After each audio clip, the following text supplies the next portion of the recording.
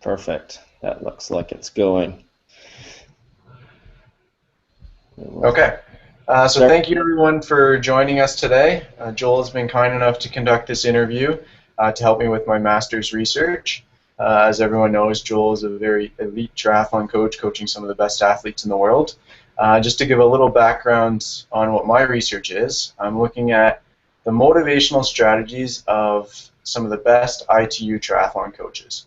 So essentially how they set up that team environment and that coach-athlete relationship to continually have the athletes in a frame of mind to strive to be the best in the world. So let's get started with the questions. So the first question, can you discuss the degree of choice you provide your athletes with such things as workout structure and intensity, race schedule, practice times, and does this vary from athlete to athlete? Yeah, degree of choice. Yeah, I thought about that one, and I probably have a self-selecting group, but then again, many coaches do. I mean, if athletes have chosen to work with you, and they're there's a degree of belief and trust from the outset. But do I provide the choice? Not a lot, really. I think there's different environments, but when I'm on camp here, I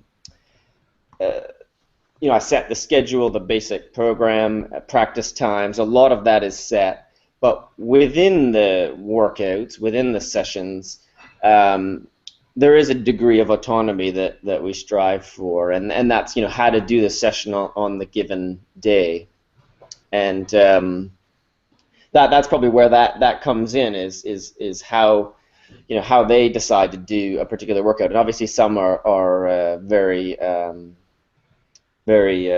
specific. We're trying to achieve a certain objective, so that's quite clear.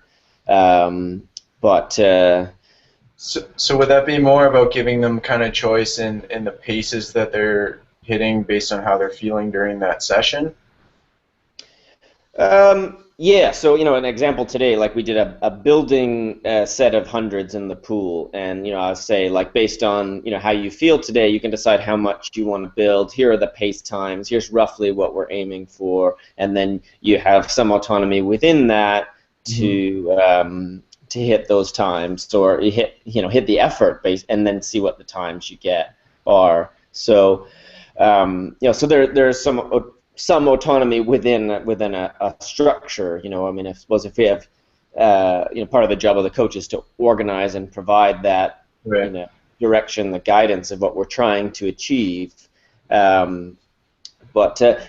I guess first off with the question, I look at race schedule. That's kind of a key one, really. Like, again, I have kind of a homogeneous group. They're all doing, very similar plan. If they race the ITU World Series, then then they have a very particular race schedule. But outside of that, there are other opportunities that come up, and that's where what is interesting to them, what is valuable to them. Like, a bunch of them raced the French Grand Prix. How come this past weekend? How come not everybody did that? And there is quite a degree of choice, a degree of input. I want them to have input and feel like they're able to guide the direction of their program and career, and what's important to them. So that is there is some autonomy there, but that's kind of the high level goals, the races. And other athletes that are doing Ironman, there's quite a lot of choice. There's lots of events that they could choose to do. It's what's interesting to them, and again, I want them to input at that and take ownership of what they're doing. So I suppose it's a balance between ownership and a level of autonomy, and also me providing the guidance and the direction that they're after.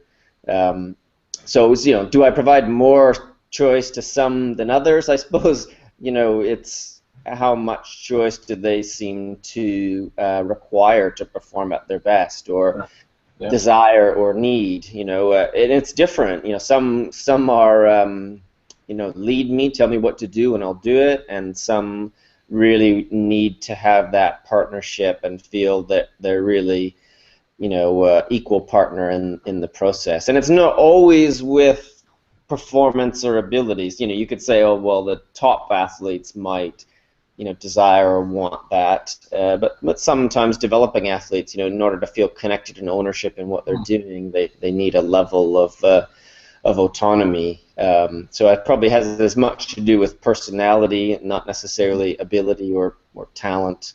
It's interesting. Yeah, so a lot about reading the athlete and what they need.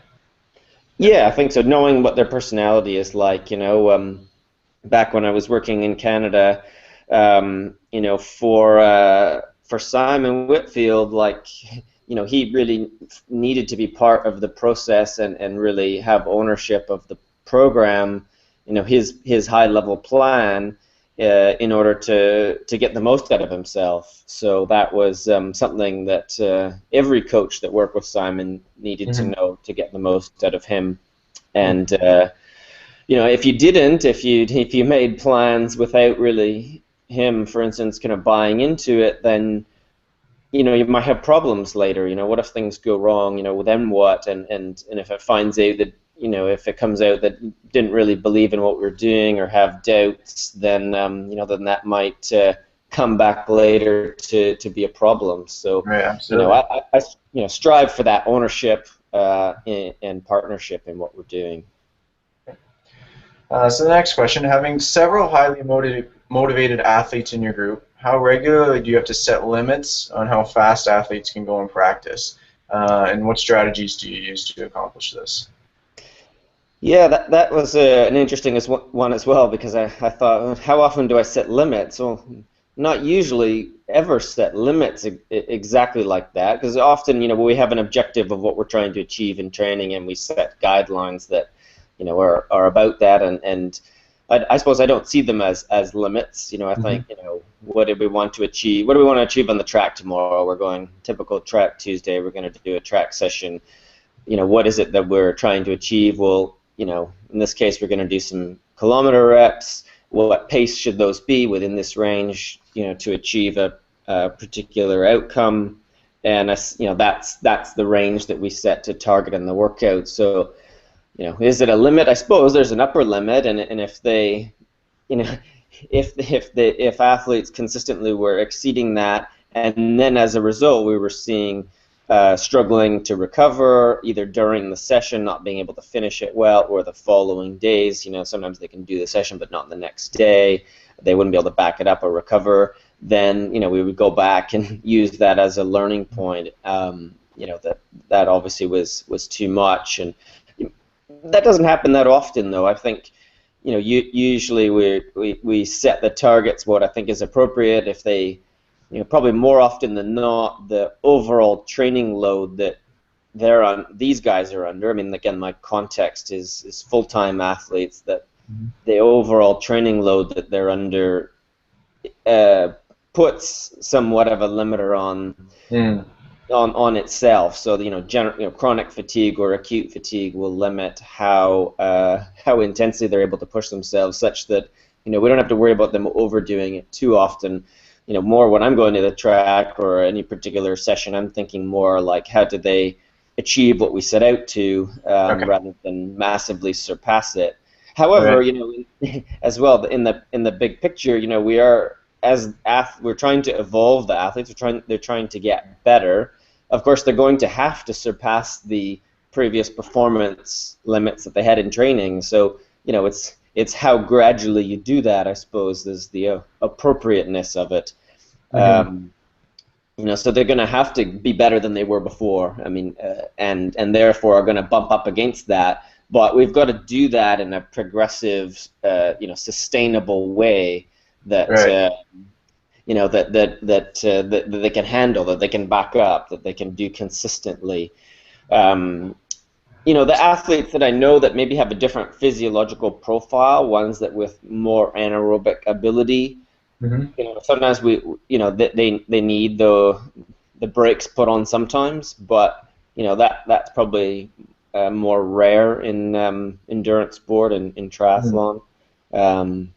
But ultimately, what we do is set specific targets, and because we believe those are right, and we believe that's going to be able to allow them to back it up the next day and be consistent. And I think the athletes understand that, as well as, you know, when you're in a training load that, again, it's self-limiting to some degree, because, usually they're carrying some fatigue. Right. Does it get quite competitive? I mean, if you're doing a track session and you're doing Ks and they're trying to hit, I don't know, 245 or whatever, does it get competitive among the top guys? And is that a time when they might start exceeding the paces, or? You know what? Not really. We don't have that much competitiveness in that sense that affects the pace. Not often. What we try to do within sessions of similar abilities is, if we're on the track and we're running Ks, everybody will lead, that has the ability to, will lead part of the session, or even part of the interval, first half of the interval, or lead just one to the other. But I will, if they start out too fast and they're pushing each other too much, which sometimes happens when somebody's, in the front on an interval and they start too fast, because they sort of aware of the athletes behind, then we'll shout out the pace time, tell them to slow down, that sort of thing, to control that. But we don't find a lot of racing in that sense in sessions. You might think there'd be more, but I don't find that happens that often. And again, they know to that would be counterproductive. But it's also the personalities we have. In a different group with different personalities, that might happen more often. But it is something you have to be aware of. You don't want your athletes to destroy each other in training and then not be able to reproduce that in racing environment, which certainly can happen. And it's something you particularly have to watch. As I'm thinking about it, probably the younger athletes, you've got to watch that they don't exceed what they ought to be doing to sort of keep up. So it's looking at it from sort of the back of the session rather than the front. So as opposed to competitiveness, meaning that the front guys are pushing too fast, it might be that the younger development athletes are overreaching to stay close to the more senior athletes, or the ones that are simply more conditioned or faster at the moment. And that can provide a problem, but it's solved in a way by simply setting the guidelines prior, and keeping it under control. I mean, certainly many of the sort of the errors that I can see in my coaching, or in sessions that went wrong, was when I didn't provide enough guidelines specifically for somebody maybe that needed it, and then they exceeded what they ought to have done. Late. And it was only obvious sort of later, because within those environments, people can get more out of themselves, and sometimes too much. But again, I find it's more often the ones in the back or in behind than the ones in the front that's happening to. So leading in from that question, and you said setting ranges for pace times. How important do you feel it is to explain to athletes why they're doing certain workouts, and how in depth do you go when you do that? Yeah. How often do I explain?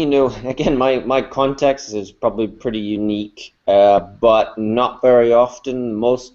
Mostly it's probably because we spend so much time together. They're quite used to the way that I run sessions, and they know what it is we're trying to achieve, so that they generally don't ask. Sometimes I do explain just as part of a normal, we're going to run some Ks. The objective is race pace threshold work. The rest is X, and we're going to shoot for Y, and that's it. I normally don't get questions of why are we doing this. And it might be, again, that the group that I have are experienced, and they've done the types of sessions that we do before. Maybe some of them don't don't ask and they get on with it, but it doesn't happen in my context very often.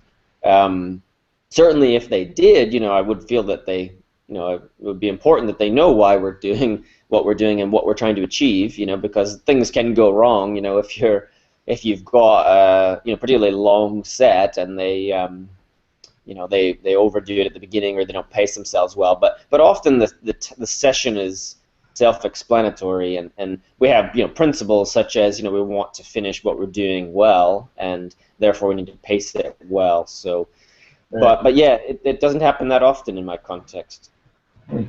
And with the relationship you have with your athletes, how much feedback are you getting from them on a regular basis in terms of just their recovery from workouts, the actual workouts they're doing, whether they think it's benefiting them or they're enjoying it, and even things outside of training, non-training related behaviors, and how that's affecting their performance? Yeah. There's two kind of groups that I've got, or two contexts there. Like here in Spain, I'm on camp. I see the athletes every day, multiple times a day. Don't always ask them explicitly how they're going, but as part of watching them warm up, of casual chat about setting up the session, I certainly get a sense of what I'm looking for is what their energy levels are, where their recovery is at. Sometimes I explicitly ask them, but not always.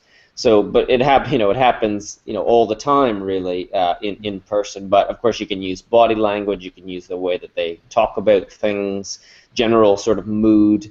A lot of that is nonverbal stuff. Of course, I've got some athletes that aren't here, and how does that work? Well, similarly, just through general communication, you can get a sense of that. Of course, anytime you talk to them, then you can hear some of that.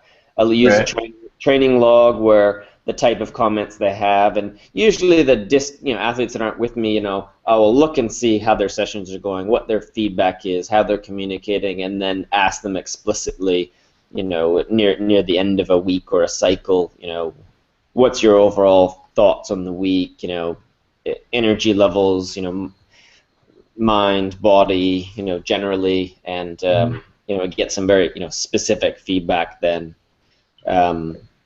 The structure, like how often to ask about that, I try to do it. Try to have regular informal meetings on camp about how that's going. I'll give them an opportunity to talk about things that are not just how are you feeling today, but what do you think? How did you think the last week went, or but the upcoming block of work that we're doing prior to a race, and give them an opportunity to feed into that. That's probably slightly less regularly than than the energy and the recovery type stuff. But it's important, again, coming back to the planning question of how engaged and how much ownership are they taking of their plan. That's an important part of that. And moving on to a psychological question, what do you feel are the most common psychological barriers for athletes that continually perform great in practice but underperform in races based on what you think their fitness is? Yeah, it happens a lot, doesn't it? The psychological stuff. When I reflect on the last year of my coaching practice, the common challenges are often psychology, and even at different levels of athletic development. It isn't always like the high level that that necessarily has that, but at all levels. And I think a frequent one is an athlete's expectations being out of line with what we ought to expect in terms of outcome, and then that having a negative impact during the performance that potentially further impacts the ability of a good outcome to happen. I think that's quite frequent, is for whatever reason, even though often we take confidence from preparation, we take confidence from specific work and doing good work over time, but then we get to a race and we kind of have an idea of what to expect.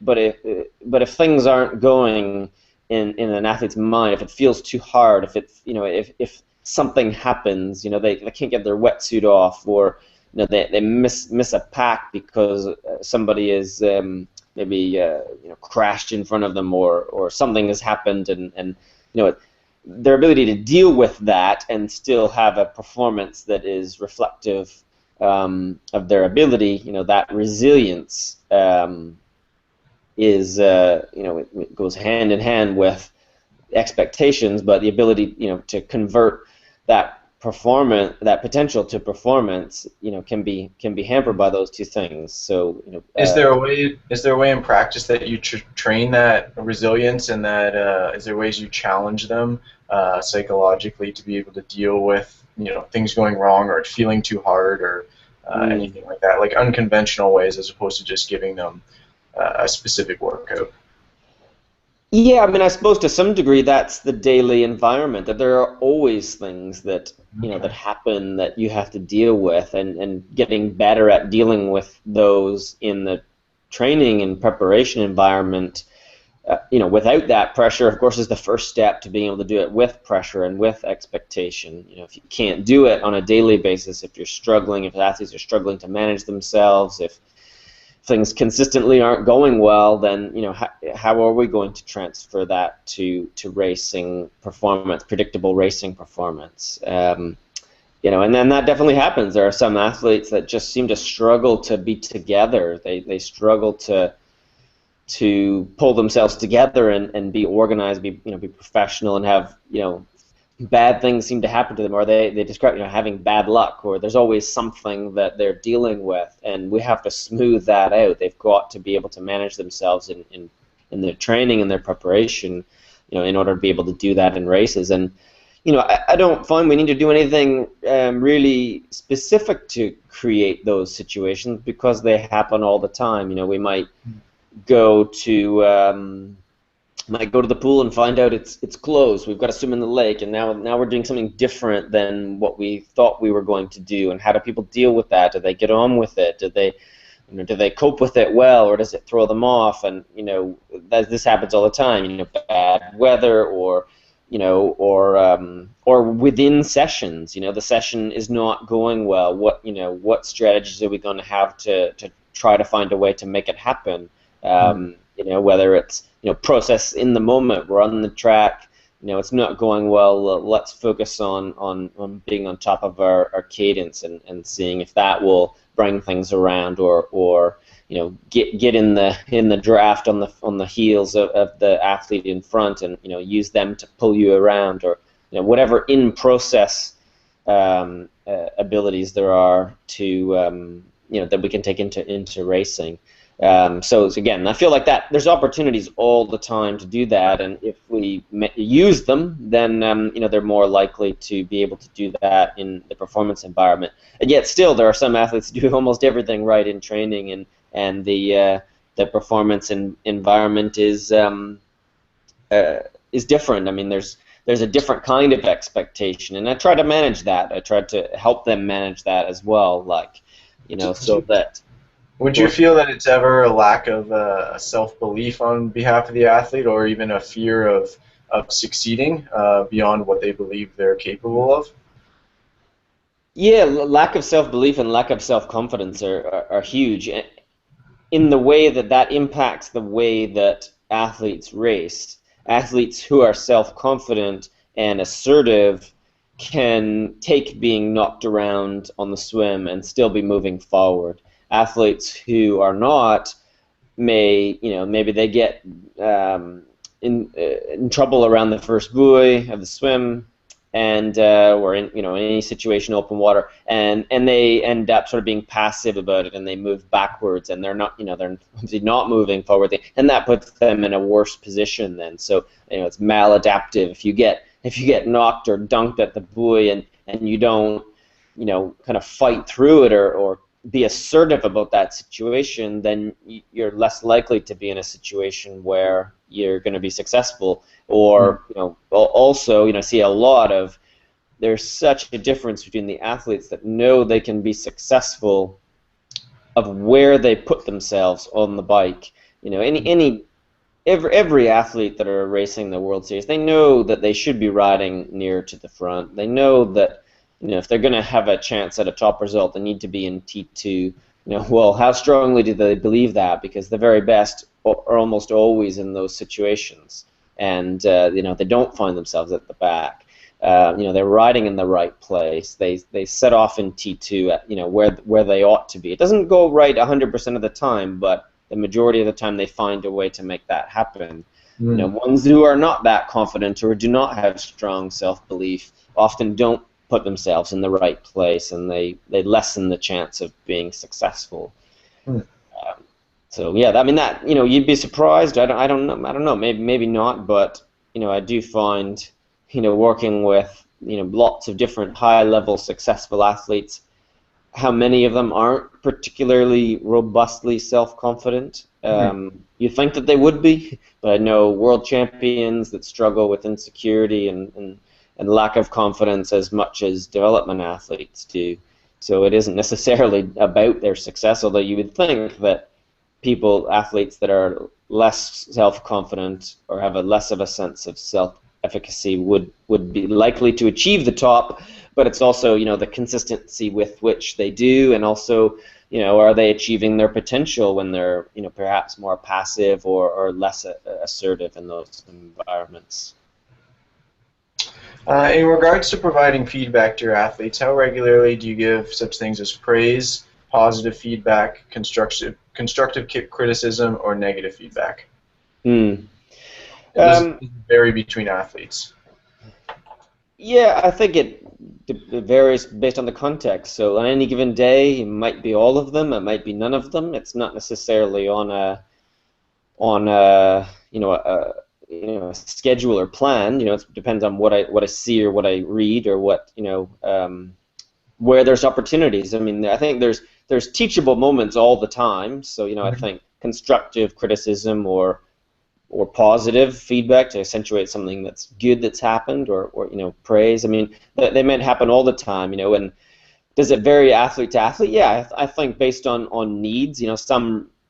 Some thrive on continual small amounts of feedback, and some don't crave that as much or need that as much, and they, just from doing the process they feel quite good. But yeah, I think those things are certainly important. I mean, I try to be pretty neutral. I don't get too excited when things are great or too negative when things are down. I think I suppose it's the part of the job of a coach to be objective and have some distance from things and not be emotional, so not to get drawn into if something isn't going well to get very negative about it, because most of them don't need any help being more negative in those situations. They need somebody to give them some perspective.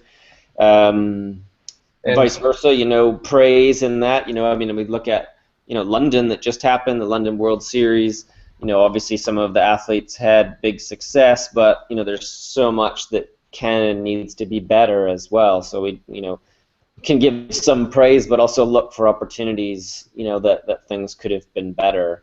And yeah, so it happens all the time. Yes, it varies from athlete to athlete based on their personalities, their needs, and I suppose it's a good coaching principle to try to give a little bit of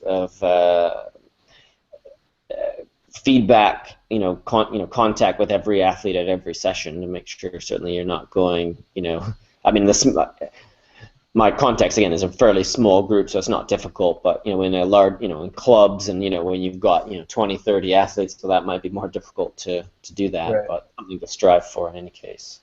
Right. So staying pretty balanced, you find throughout sessions, even if it's a big track workout and they finish, really fast, you're not getting overly excited. Or at least showing that to the athletes. Yeah, I mean, certainly I'd be pleased with when we achieve what we set out to. Yeah. But everything is within context. I mean, what my goal is consistency. So any given session, it's great if we nail it, if we do a good job. but then it's got to back it up the next day. But of course, yeah, they should know when they've done good work. I mean, when we've achieved what we set out to achieve, it's maybe obvious, but there's smaller things within sessions. If we're Right. working on an athlete's I don't know, bike handling, cornering, or drafting, or some sort of skill, and there's maybe a physiological component to the session too. But if we can find ways to to give feedback on smaller parts of the workout that they might have done well that maybe they didn't even weren't that conscious of, or maybe they were, then we'd like to do that. If an athlete that raced the French Grand Prix and on the weekend and was commenting how they felt really good around the corners, and that's something that we've been working on and aware of as a area for improvement. So yeah, for sure, when the athlete says that, then give some positive feedback. So that's part of our plan that we've been working on. So that makes sense. Do you ever try to control an athlete's behavior, either in training or outside of training, knowing it's for their own good? For example, to improve performance. Can you give an example of this? Yeah, I'm not really a fan of the word control. I think there's perhaps opportunities or teaching moments then when something outside of training has impacted their performance, and it's usually just connecting the goals back to behaviors, and it's often recently I can think of several media examples. Athletes are successful, they have increased media or sponsor commitments, but it could easily be other commitments outside of sport. But then we can link that back. It's not necessarily having a negative impact now, but you can anticipate these things. If an athlete is compromising their recovery to meet outside commitments, then that might be a choice that they have to make, whether it's family, work, or sponsors or whatnot. But it's probably it's part of my job to let them be aware of that, to help them be aware of it and see it, because easily they can lose perspective, get caught up in the detail of what they need to do, but not see that maybe that's a choice they that would be better off making. I mean, we don't really live in a non-compromise, no compromise, and environment. Nobody does. There's always things that need to happen, right at the very highest levels. But we have to manage that in the best way possible. And there's lots of stuff that happens outside of the training, environment that that we as coaches can offer perspective on. We have to know about it. We have to know what's happening. Sometimes you don't. I'll find out later. Oh, I had to go and I had this commitment, that commitment, and I missed. I didn't. Instead of sitting on the sofa all evening, I was doing this, and then they showed up at the pool the next day, and were under recovered and couldn't do what we expected. And now we know. So teachable moment. Yeah, for sure. With so many elite athletes training together, do you focus on the athletes, just their self-improvement, or do you allow competition within the group, or both? Can you give an example of something? Yeah, like the competition within the group. I mean, I think we talked a little bit about that before, but really, like a group like this, it's really it is a collection of individuals, and everybody has to be achieving what they need to achieve from that environment, both from performance but preparation. So yes, the answer is really focus on self-improvement, and there is the collective of us being together, of cooperation, of working together, of sharing the load is really important, and it helps. But we've got to ensure that everyone is improving. And I've certainly been in different environments over the years where maybe that wasn't the case, that there was some athletes that there wasn't enough focus on what they needed to do, and they may have compromised their development, their performance, and that's not the best, even for the whole group, because everyone feeds off each other's success, and equally when somebody is struggling, that affects everyone too within those environments. So it has to be about the individual and about their performance.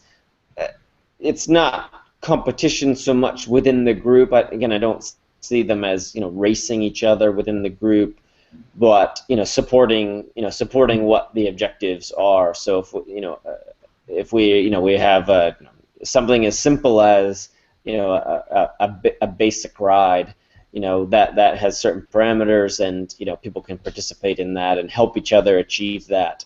So both individually and collectively, they can help help each other.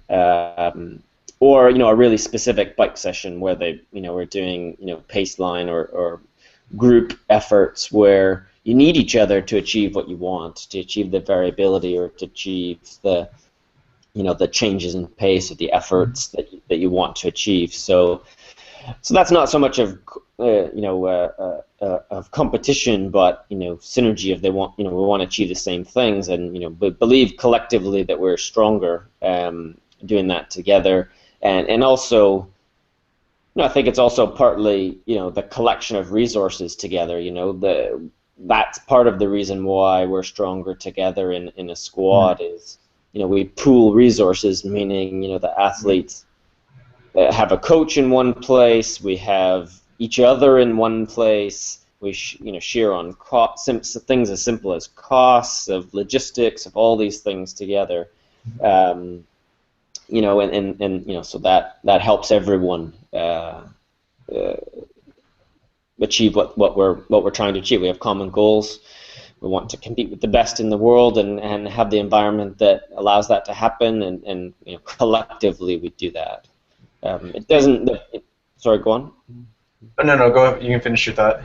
Just the second part of that. Does the focus change on the time of year? Not really. No, it's at all times of the year. I have to think about the individual within that environment in order to get the most out of them, which then again feeds into the group. If everyone's doing what, it's difficult in a group of any size that everybody is firing at the same time and going well and performing well.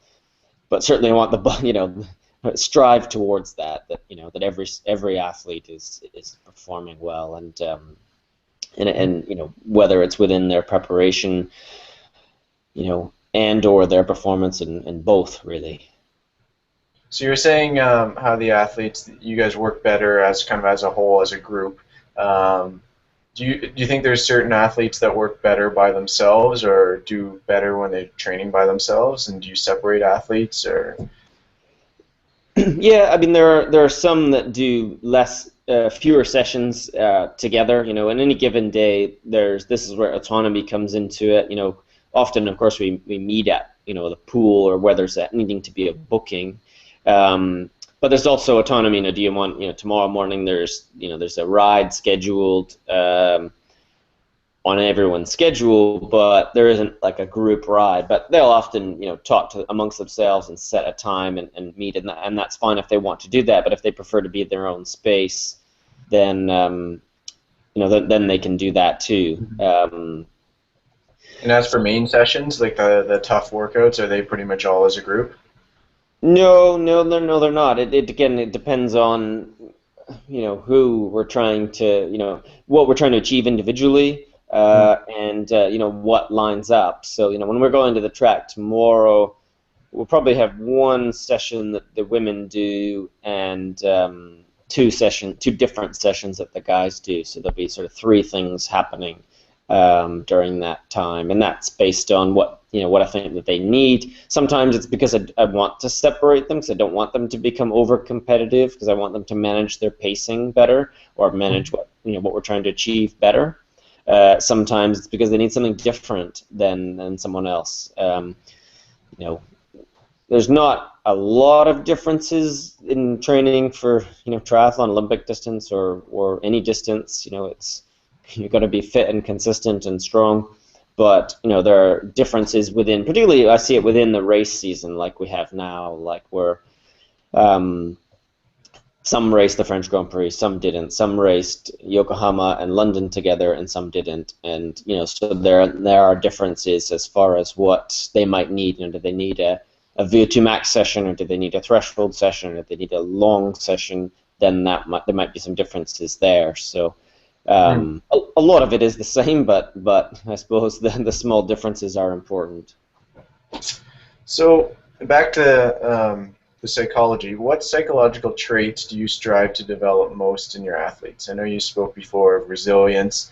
Is there anything else that you're striving to? And I'm really trying to get at, what is the difference between psychologically a world champion compared to somebody who's finishing, 15th or 20th in the world, assuming that their talent is pretty equal?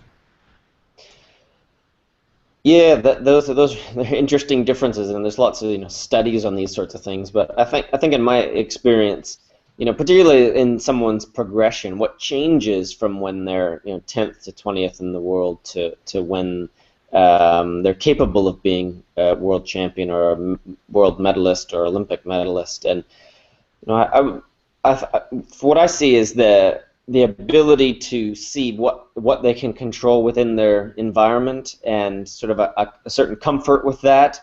It is different being somebody that knows that they can win. There is more expectation. There is more self-pressure, meaning that when you've won before, you're not happy with anything but winning anymore. So it is more difficult in that sense, and there's more responsibility to make that happen. You cannot be a passenger if you're going to be a consistent winner, meaning that perhaps it applies more to the Olympic style racing than others, but you can't be somebody that just sort of sits in the pack and hopes that they arrive in T2 in front, and then just is always responding to what other people are doing. And so that where does it come from? I suppose it's parts of different things. It's self-confidence, it's self-efficacy, it's assertiveness, it's maybe some that belief translated into ego, translated to action. Are you willing to take control of a situation, know what you can take control of, to make that performance happen. Again, contrasting being somebody that's more of a passenger and is more of perhaps a victim of what happens in the race, instead of finding a way to be successful often. Even the change, if I can convince someone or train them to kind of lose that inhibition or fear, just go for it, go at a T2 as fast as you can go and hold on, see what happens. They'll often race better than they believed were possible if they can truly let go of that fear, which is not easy, because you get that, it gets hard very quickly, you get reality come at you very quickly. But if you can't do that, you're not going to be in that situation as often as you should be, or maybe have the talent or potential to be. And again, we can see that within that Olympic profile racing, where you can watch where people place themselves. What do they do? Are they in the back? Are they in the front? Are they assertive about where they ought to be? And can they dictate what happens in the race? It's obviously you have to have a certain degree of physical ability to do that, but you also have to have the confidence and the assertive, the psychology to do it. And you could see, maybe even in London, London World Series not long ago, perhaps Alistair and to a degree Johnny Brownlee are not at their peak power compared to 2012.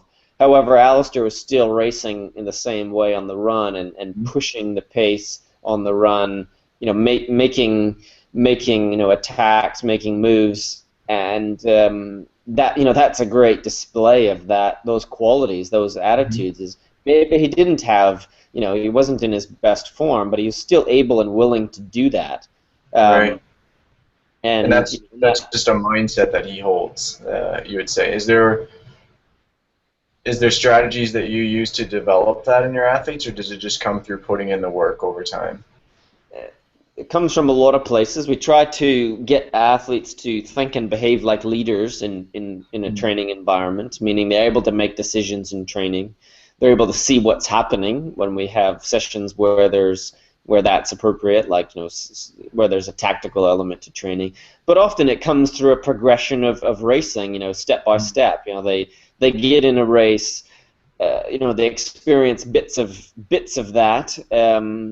But maybe they can't do it for the whole race, or they quickly realize that their ambition, they don't have the physical ability at the moment to meet their ambition, but that they learn something from that. They reflected on it critically, and then they take that little bit of information forward. I mean, you could say this.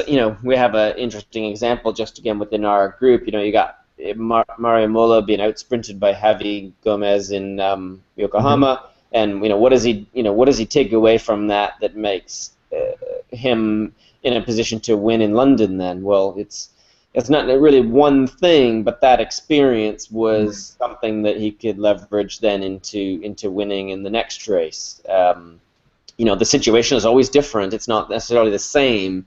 So It's not like, oh, do this at this moment, and that's what you have to do at the next one. But it's that sort of building up that bank of racecraft, of knowledge, of where to be, where to put yourself, and I'd probably say, in a race like that, it's, how patient can you be? Because, that race, came down to, 6-7 guys in the last K, essentially a sprint in the last 400. There's a real craft to executing that, and the athletes who have been there many times, have got much more knowledge about different things that have happened then. But when it comes back down to, there had to be a moment that they learned how to win, and I can reflect on athletes over the years that were on the podium a lot, and then they figured out how to win, and then they could win consistently after that. Again, you've got to have the physiology and everything to back that up, but it's not necessarily that different between the top 20 in the world. I mean, in reality, there probably is some within that. Not everyone is not the same, but if you have those traits, I believe you can outrace your physiology to some degree, or your talent, if you like, to some degree, if you've got the mentality of of a winner or a champion. And you mentioned, obviously, the pressure of trying to be the best in the world. Is there anything that you guys do specifically to deal with this? For example, sports psychologists are discussing it, or anything like that? Or does it just come through handling bigger and bigger races? Can't think of anything at the moment that we do in particular to deal with that. Like, people that athletes that adapt well to pressure or expectation, they thrive on that, in a way. Again, I'm kind of go back to Simon Whitfield. I felt like he thrived on it. He loved it. Well, of course, when he was in his best form, he did. He's on the start line and he's happy. He wants to get in there and race, and that's with the pressure and expectation. So, he had those skills. Others, maybe they need to bring the focus back to to consistent preparation, to self-belief, that your self-worth, again, surprisingly, some very top athletes, their self-worth even varies race to race or championship to championship, whereas others, it's more rock solid and innate. And so, if somebody is less secure with themselves, you might help them see and reflect on their success and that they're great athletes, and they will be, have the opportunity to express that in the future. So again, it probably very much depends on the personality, not necessarily of the outright performance, but it is something you have to be aware of as they get better and the expectations increase to continually be at that level. What tools do they need to have to make sure that happens continually? When consistently, what do they have to do? And it may be obvious then what their areas for improvement, or what they'll need to be on top of. What those will be, subject to their personalities and their unique situations. Yeah, so knowing the athlete, I guess. Mhm. Um, so with athletes, obviously there's times where there's stagnation and they don't see any improvement. What do you do in these situations when there's been several months of an athlete being stale and not improving? Is there any strategies you have to get them out of this rut or to break through it? Yeah, I mean, I can think of, I hope we don't end up several months and not seeing progression of some type, whether it's ability to tolerate training and not necessarily quality, whether it's ability to recover. Sometimes it's quality of sessions, sometimes it's quality of sessions consistently and backed up. But I guess coming back to first principles of what we're trying to achieve, the methods we're using, the right methods. We have lots of different tools we can use. I mean, endurance sport is not particularly complicated, or the races are, if you do the right things, the relatively simple right things, then you're going to primarily align yourself for success. But it's just asking those questions. If it's not happening for several months, we go back to, what it is we're doing. Just, does that make sense? Does it just need more? And often that's the case, or has there been blocks for whatever reason that on reflection means that we haven't really done enough of the kind of work that we thought we were doing. We review a training block and realize that, every time we went to do a key running session, there was a nutrition issue or a fatigue issue, or we just didn't achieve what we wanted to. We didn't have a strong enough stimulus, and and that may be the reason why we've not seen improvement. And therefore we need to continue, or does it need a change of approach? Has somebody been doing a same type of training for a long time and need a change, not because the old stuff was wrong, but because they need a new stimulus? And I mean, I find myself in that position a lot as as a coach. We've got essentially a change agent. Athletes come and they seeking change. Right. I suppose that's the same as any coach. With a new relationship, they might want to hang on to things that they know work for them or that they've done before, but it's also, in the evolution of anybody, you've got to change up what you do and how you do it. So I guess it's, the answer really is, reflection, understanding of what it is we're trying to achieve and what the reasons why we might not have achieved it, and then decide whether, sticking the course is the right option or making some sort of adjustment. That's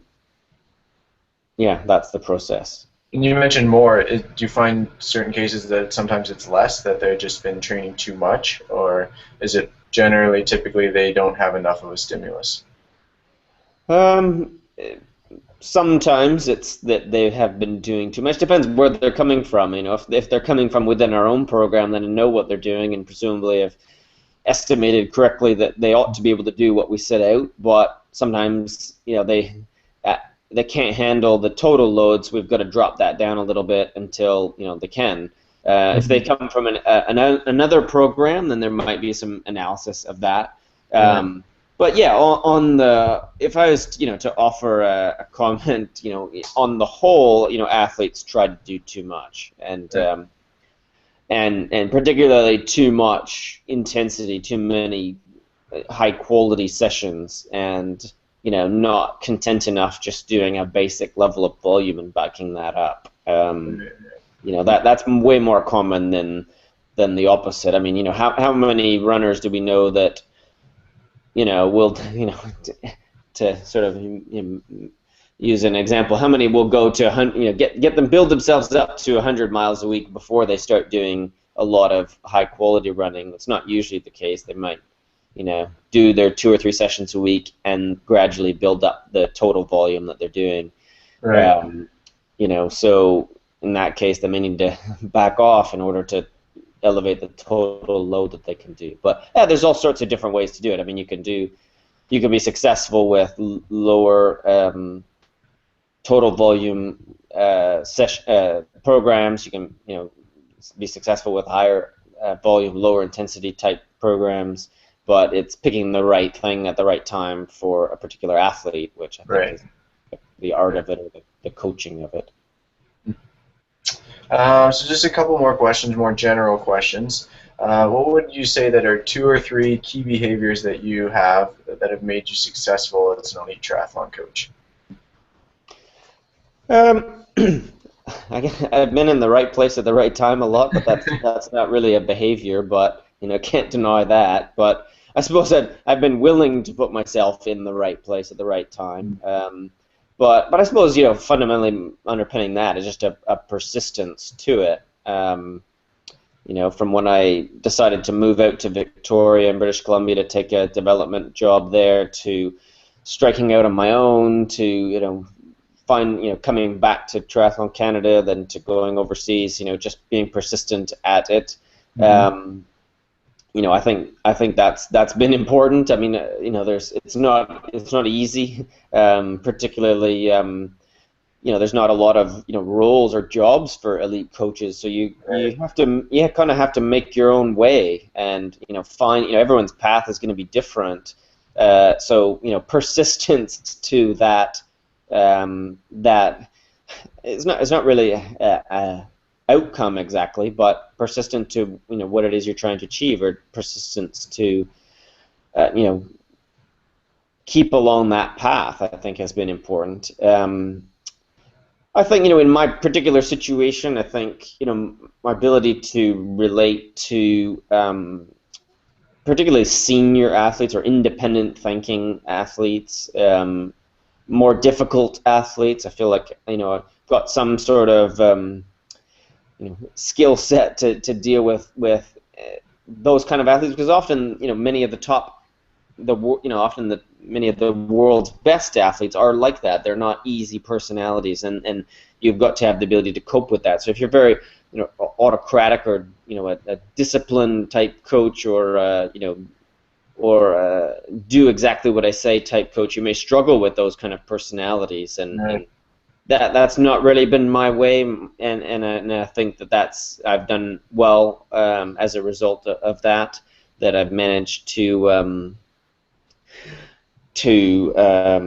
work with a lot of different kinds of athletes, but particularly difficult athletes, or ones that aren't easy, and I enjoy those the most. But some people struggle with that, and some people, some coaches, you got to be able to flex your styles of interacting and dealing with people, and and I think that's something that's been of interest to me.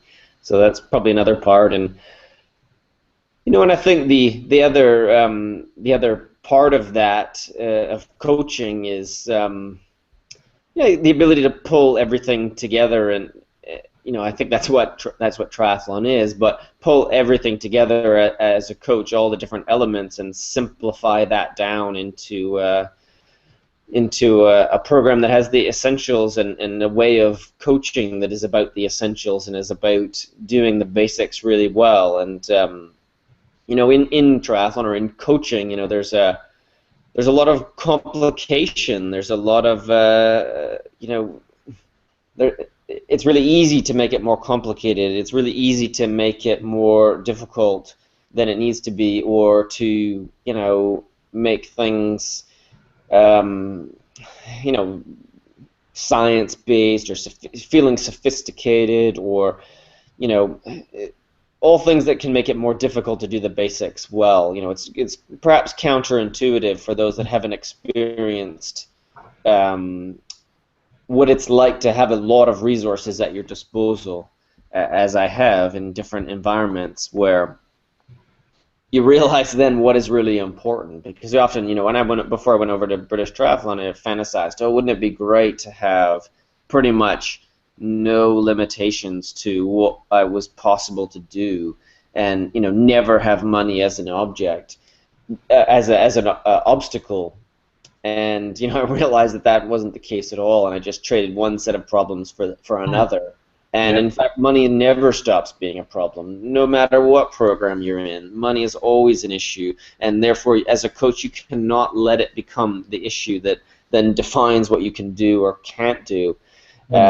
And you always come back to, what are the essentials that you need to be successful. You need athletes to work with, you need good relationships with the athletes, and everything else is bonus, really. Of course, it's nice to have nice facilities. It's nice to have, tight ties with the medical team and support. But what, good coaching and athletes who are engaged in that is what's important, and not kind of losing sight of that, because then it takes the limits off of the reasons why people think that they can't be successful. Oh, I don't have this, I don't have facilities that are great. We have only this amount of pool time, or this other barriers that they put up. But you can find a way, and need to find a way to be successful,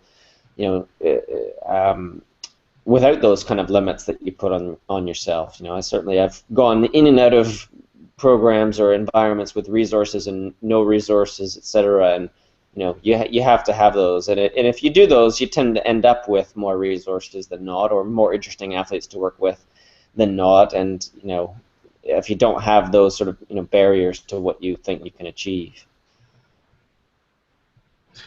So you provided us a lot of wisdom in this past hour. Is there anything else you'd like to share for coaches that are in the early developmental stages of their career? Yeah, probably the last point. The last points were pretty good, but yeah, I think just the point of persistence. Perhaps on the the elite side of things, for coaches to ask themselves whether that's something they desire to do, or whether where they're happiest, because it's not more glamorous working with faster athletes. It's not necessarily more rewarding. It might be, but it's not necessarily. So I think a lot of coaches want they want to go to the highest levels, but that's not for everybody. But ultimately it comes back, persistence of what you're trying to achieve, and patience, along that path. It's taken a long time for me to get here, to have the opportunity to work with the kind of athletes I do. But it's more than it's 14, 15 years in to get to that stage. But have been persistent along the way, and found a way to do it, and found a way to be lucky in being in the right place at the right time. It's difficult in triathlon because there are not a lot of sort of mentorship opportunities. There's not a lot of ways to to get exposure to environments that you want to. But you've got to find a way to do that. I don't receive that much comments from either Canadians or otherwise that are interested in exploring coaching or mentorship, or sharing knowledge, and that's what, in part, why I thought of putting together this elitecoach.me site that will eventually pick up speed. But yeah, like I think that's the critical part of that is keep persisting. Nothing happens overnight, and I met with a coach in London who I've been talking to over the last couple of years, and just seeing his persistence at that project, and how his environment has changed and evolved, and closer to where he wants to go. Not all the way there yet, but seeing that change over the course of a couple of years was pretty nice to see that progression. And it's the same with anyone. I think there are opportunities. You got to make your own opportunities ultimately. Absolutely. Well, thank you very much for taking the time to do this. That was really awesome to hear your input on all those questions. Great. Yeah, I'm going to do some more of these type of things for in the future. It's a part of that elitecoach.me. I think this sort of like just chat or just general thoughts, and on today we had some people like submit a few questions, and I think I'm going to find a way to have sort of live Q&A type thing happen in the future. So I won't get to these questions today, but for people that are listening to this live, or on YouTube later, or audio later, that subscribe to that elitecoach.me newsletter, or follow me on Twitter, and we'll let people know when there's future opportunities to do that, to engage and just kind of see what you can how you can get involved in some of this stuff, because I think, as an independent project, it's interesting, and Absolutely. hopefully other people feel the same way. That there's opportunities there. So yeah, thanks, Jeff. Good questions. I enjoyed it, and well, good luck with the rest of your project, and I'm sure we'll be in touch. Yes. Thank you Okay. very much. All right. Thanks. I'll stop the broadcast now. Cheers. Bye, Jeff.